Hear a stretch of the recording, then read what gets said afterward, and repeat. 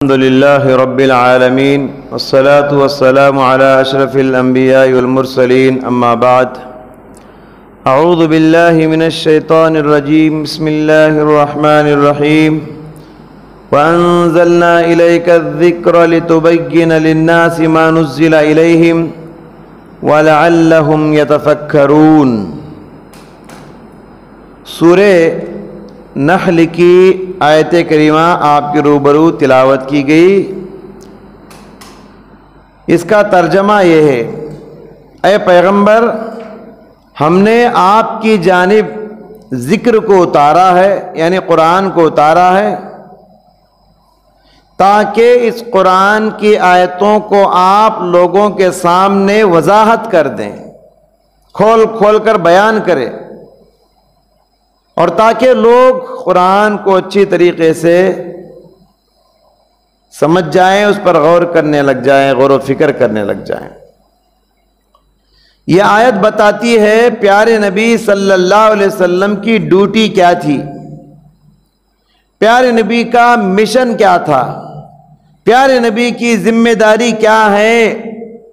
یہ آیت کریمہ بتاتی ہے پیارے نبی کی ذمہ داری ہے آسمان سے اترنے والی وحی کو، قرآن کی آیتوں کو کھول کھول کر لوگوں کے سامنے وضاحت کرنا، اس کی تشریح کرنا، اس کی تفسیر کرنا۔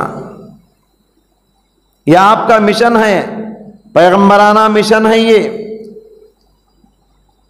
آپ قرآن پڑھیے ترجمے کے ساتھ، کبھی غور سے قرآن پڑھ کے دیکھیے، آپ کو معلوم ہوگا قرآن اشارے اشارے میں بات کرتا چلا جاتا ہے، قرآن کے اندر تفصیل نہیں ہوتا، قرآن کے اندر وضاحت نہیں ہوتا، قرآن صرف اشارے اشاروں میں باتیں بتاتے چلا جاتا ہے۔ چھوٹی سی مثال نماز کی لے لیجئے، قرآن میں کتنی جگہ اقیم الصلاۃ کا لفظ ہے، نماز پڑھو بولتا ہے قرآن، مگر تفصیلات پورے قرآن میں نہیں۔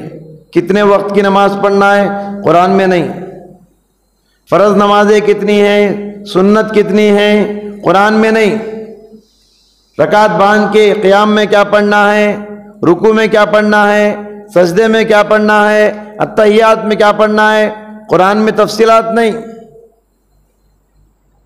نماز میں اگر بھول ہو جائے، غلطی ہو جائے تو سہو سجدہ کیسے کرنا ہے، یہ ساری تفصیلات آپ کو قرآن میں نہیں ملیں گی، پھر کہاں ملیں گی؟ حدیث میں ملیں گی۔ پیغمبر صلی اللہ علیہ وسلم وضاحت کریں گے نماز پڑھنے کا طریقہ یہ ہے، فجر میں اتنے رکعت، ظہر میں اتنے رکعت، عصر میں اتنے رکعت، مغرب میں اتنے رکعت، عشاء میں اتنے رکعت، تراویح میں اتنے رکعت۔ یہ نبی صلی اللہ علیہ وسلم کی ڈیوٹی ہے، آپ کی ذمہ داری ہے۔ قرآن صرف کہتا ہے وَأَتِمُّ الْحَجَّ، حج ادا کرو، قرآن میں کہیں تفصیل نہیں۔ حج میں عرفات کے میدان میں کب رکنا ہے، مینا کے میدان میں کب رکنا ہے، مزدلفہ کے میدان میں کب رکنا ہے، صفا مروہ کی سعی کیسے کرتے ہیں، طواف کے کتنے چکر لگاتے، تفصیلات نہیں۔ پیارے نبی صلی اللہ علیہ وسلم نے تفصیلات بتائی۔ اللہ نے کہا حج کرو، پیارے نبی نے حج کر کے لوگوں سے کہا خذوا عنی مناسککم، خذوا عنی مناسککم، لوگو حج کے طریقے مجھ سے جان لو، مجھ سے معلوم کر لو۔ اللہ نے کہا نماز پڑھو، پیارے نبی نے نماز پڑھ کے بتایا صلو کما رأیتمونی اصلی، لوگو جس طریقے سے مجھے نماز پڑھتے ہوئے دیکھ رہے ہو تم بھی ویسے نماز ادا کرو۔ کبھی کبھی کیا ہوتا تھا، صحابہ اکرام قرآن کی بعض آیتوں کے مطلب کو غلط سمجھ جاتے تھے، غلط فہمی ہو جاتی تھی صحابہ کو، پیارے نبی کو اصلاح کرنا پڑتا، اس کا صحیح مطلب یہ ہے، اس کی تفسیر کرنا پڑتا تھا۔ ایک مرتبہ صحابہ اکرام سورہ انعام کی آیت الذین آمنوا ولم یلبسوا ایمانہم بظلم اولئک لہم الامن وہم مہتدون، جو لوگ ایمان لائے اور ایمان کے ساتھ ظلم کی ملاوٹ نہیں کیے، ایسے ہی لوگوں کے لیے امن ہے اور ایسے ہی لوگ ہدایت یافتہ ہیں۔ صحابہ کرام اس آیت کو پڑھ کے پریشان ہو گئے، سمجھے کہ ایمان کے ساتھ اگر گناہ کی ملاوٹ ہو جائے تو وہ لوگ ہدایت پر نہیں، ان کو امن نہیں ہے، شانتی نہیں ہے۔ تو پیارے نبی صلی اللہ علیہ وسلم نے صحابہ کو سمجھایا، اس آیت کا مطلب وہ نہیں جو تم سمجھ رہے ہو۔ اس آیت میں ظلم سے مراد گناہ نہیں، ظلم سے مراد شرک ہے۔ جو لوگ ایمان لائے اور ایمان میں شرک کی ملاوٹ نہیں کیے، ان کے لیے امن ہے اور ہدایت یافتہ ہیں وہ۔ جو لوگ ایمان میں شرک کی ملاوٹ کریں گے وہ ہدایت یافتہ نہیں۔ اس طرح پیارے نبی صلی اللہ علیہ وسلم تفسیر کر کے صحابہ کرام کو بتاتے۔ پیارے نبی صلی اللہ علیہ وسلم قرآن کی تفسیر ہیں، چلتا پھرتا پیارے نبی قرآن تھے۔ صحابہ نے عائشہ صدیقہ سے پوچھا کہ پیارے نبی کے عادات اور اخلاق کیسے تھے؟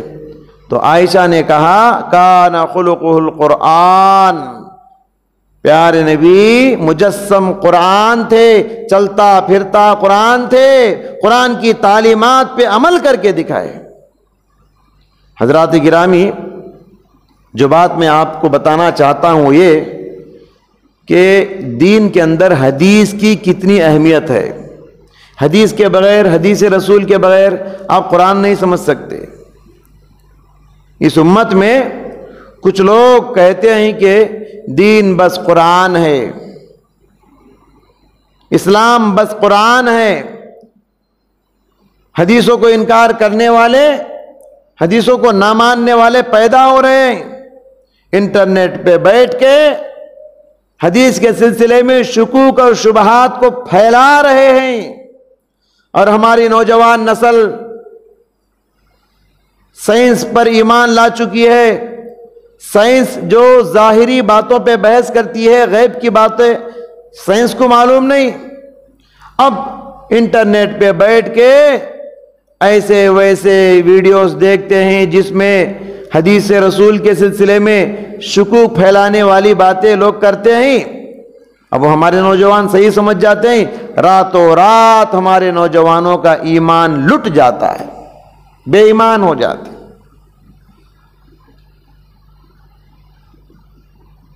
قرآن کریم کے سمجھنے کے لیے حدیث رسول بہت ضروری ہے۔